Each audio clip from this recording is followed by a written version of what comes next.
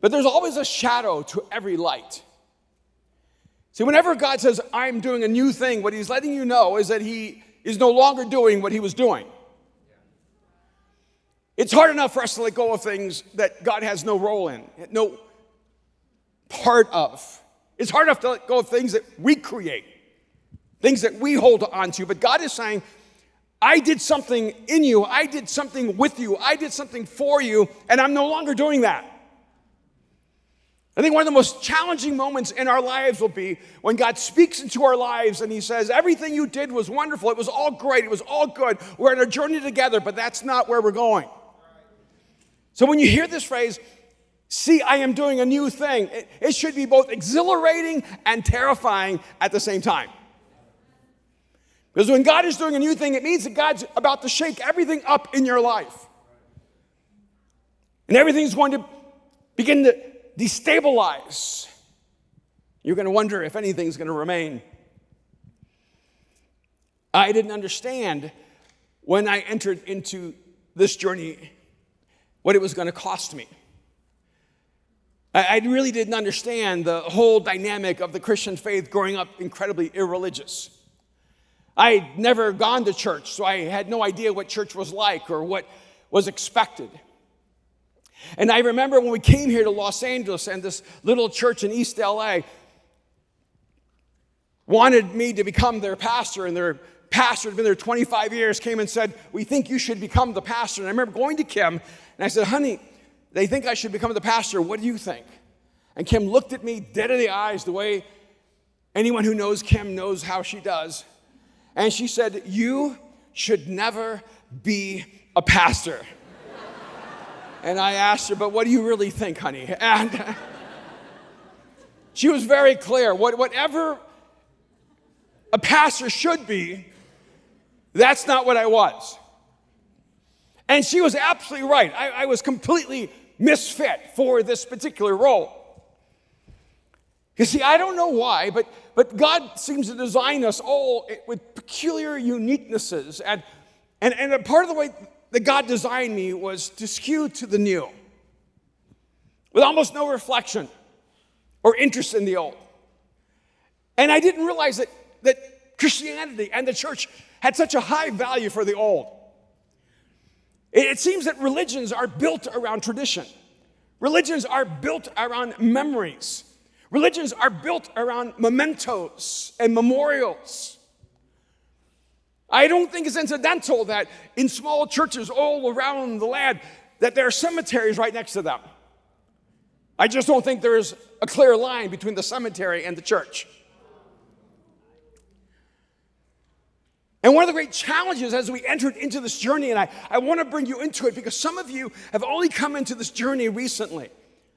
And one of the things that Mariah said to me when I was thinking through what words to share with you, she said, please let them know how much it cost you to do this. See, one of the challenges with the new is that the new exists in the unknown. In fact, the new only exists in the unknown. It doesn't exist in the known. See, when it's known, it's the old. It may be an incredible old. It may be an awesome old. It may be a wonderful old. But if it's known, it's the old. And so if you want to move into the new, you're going to move into the unknown. You're going to move into mystery. You're going to move into uncertainty. You're going to move into chaos. You're going to move into unpredictability. It's the new that demands faith. It's the new that demands courage. It's the new that demands bravery. Because the new is in that chaotic space where you have no idea what it's going to look like or how it's going to play out or how it's going to come together. Kim and I, we were at such an interesting time in our life when we moved here to LA. We were living in Dallas. And we had a daughter named Patty who had just finished high school, was about to go to college. And Aaron was 3 years old and Mariah was 30 days old. Can you imagine moving across the country when your daughter is 30 days old? I mean, I had just barely recovered from Kim's pregnancy. And I mean, I was still feeling the effects of her labor. And I don't know how 30 days later she could just get up and leave everything and move across the country. And we were not moving here for a job. We were not moving here for anything that was secure. We were not moving for anything that was promised. We were moving here for a dream, for an idea, for an ideal. And part of it was in my 20s when I became a follower of Jesus, I started studying history. And I had this fascination with global movements and trends. And I ended up putting 5 clocks on my wall. New York, London, Paris, the Rhine region of Germany, Shanghai, Tokyo, Yokohama, and Buenos Aires. Because those were the first 7 cities that broke 5 million people in population. And I had them on my wall to remind me that the world does not move into the future at the same time. That even though we all exist in a time that's marked by 2023, we're not all living in the same time in history. So you can travel to places in the Middle East and you can go back 1,000 years in time. You can travel to Pakistan or to Afghanistan and feel as if you've gone back 500 years in the past. You can go to Shibuya Station in Tokyo and feel as if you've gone 50 years into the future. You can go to Iowa and realize you're 150 years in the past, or go to New York and wonder exactly, where am I? Because the world does not move into the future at the same time. And when we were 24 years old and we were simply dating, I remember telling Kim, this little farm girl from the mountains of North Carolina, from a little town outside of Asheville called Leicester, that's actually spelled Leicester, where there's one road. Is it Route?